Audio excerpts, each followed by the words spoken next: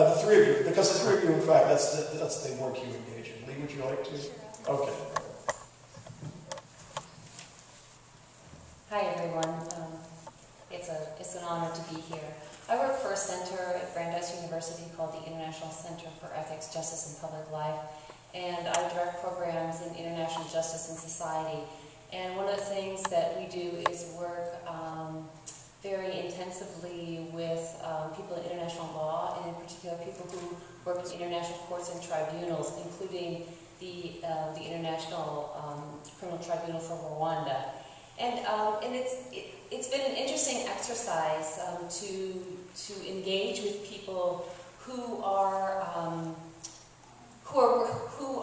involved in the judicial response to genocide. This is in Rwanda. This is also in Cambodia. There are other tribunals that are dealing with not necessarily genocide, but massive human rights violations, war crimes, like in Sierra Leone. There's also the Yugoslav Tribunal. And the judicial response to genocide has come under a lot of criticism. It's been criticized because it's extremely expensive to establish and mount and run an international judicial body with all the judges, with the investigations, with the prosecutors, with the defense, with the detention of people who are indicted, and so on. And yet, I think the people who are involved in international law think that there's something very important about this endeavor. There are lots of different responses to genocide and mass violations of human rights. There's a whole lot of strategies that are in the sort of the under the umbrella of transitional justice. It's called transitional justice. There are truth commissions. There's public rituals. There is is memorialization of different kinds. There's also the arts, and I would say the kind of film that these men have put together is a very good example of how you can use the arts to promote and to sort of advance the cause of reconciliation. Can I ask this question of our panel? The Southern Poverty Law Center has put out a study, which you may have seen, in which the number of hate groups in the United States has grown exponentially since the election of Barack Obama.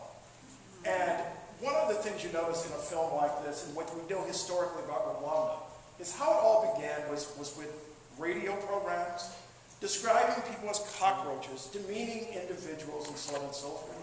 And in this era, we're dealing with demeaning Muslims, for example, comments about the Ground Zero Mosque. We have a mosque right across the street, for example, which has, right down the street rather, where Muslims have been denigrated. We have a president who's being called illegitimate by people who call themselves birthers. Can you talk about language and how language leads to denigration and leads to the susceptibility where people could, in fact, go from giving candy to Tutsi children, as we saw in one, as it was described in one scene in the movie, to killing those same children at some point down the road, as we also heard in the movie. Let me say one thing and I'll pass the mic on. The International Criminal Tribunal for Rwanda, one of its landmark cases is called the media case, and it was found that the people who ran the radio station, Radio de Mircoline, and also local newspapers that were inciting genocide were convicted for the crime of genocide through the media, and that's a very, very important case. The other important case was called the Akayesu case, and it was found that rape can be used as a tool of genocide, and that's the first time. So let me just say that this has been something that's been recognized, the power of speech, through this kind of judicial proceeding.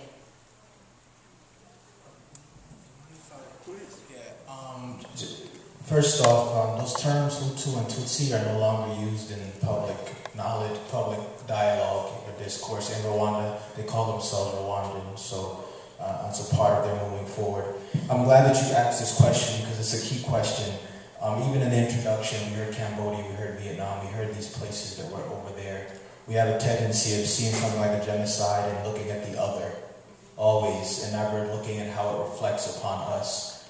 Are we, when the genocide happened, the immediate response was, how could these savage people do this thing to these other people?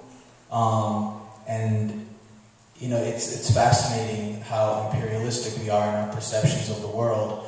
But in order to understand something like a genocide, you have to look at what's inside of all of us and look at how we are taught.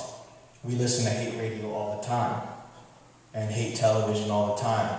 Dehumanization, objectification of women all the time. Muslims are terrorists. The terrorists, nigger, spick, illegal immigrant.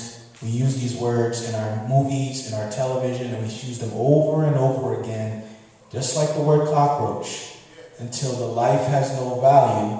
And then when you take that life, it's a question of whether there was guilt or crime or not. Trayvon Martin, Troy Davis, the life has no value already because they're a terrorist, right? We are susceptible to it just as the Rwandans were. That is not something that happened over there. I often ask the question, is a genocide killing 1 million people in 100 days? Or killing one person every day for 450 years? How does that look? This movie is not about Rwanda. It's about us. It's about humanity.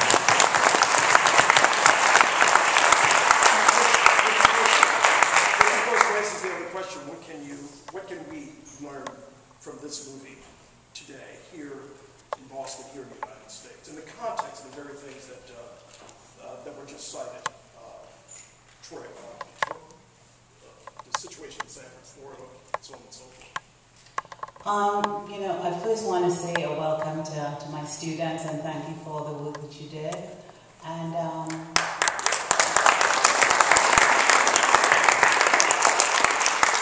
but you asked about the question of race, and I want to piggyback first on what Lee and Ulrich just said, that I think one of the things that we do is we overemphasize differences. And, in thinking about this as an African issue, and as you asked before, if this, why does it happen over and over again? This is not an African issue, it's a human issue. And I think when we continue to overemphasize these differences, this is where there's a potential for this to continue happening.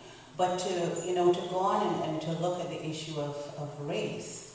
Race is something that we've created, that we've constructed in the United States, but also in many different places. And we need to not see, race as something that needs to divide us, but we really need to see ourselves as human beings. And I wanted to go back a bit and to talk about the issue of language and to see how easy this is to happen. I think you all were talking about speaking about people in the public transcript. I want to talk about the things that we do in the private transcript in our homes. And I was talking to my students about this last week, the antilocution. What are the things we say behind closed doors that we think that people are not hearing? And this is where I think it begins, where we socialize our children, sometimes our students, or people that look up to us. What are the things that we say about the other to dehumanize and to demonize them behind closed doors? And I think this is where it starts. And this is where we need to start having some responsibility to have the difference and the change.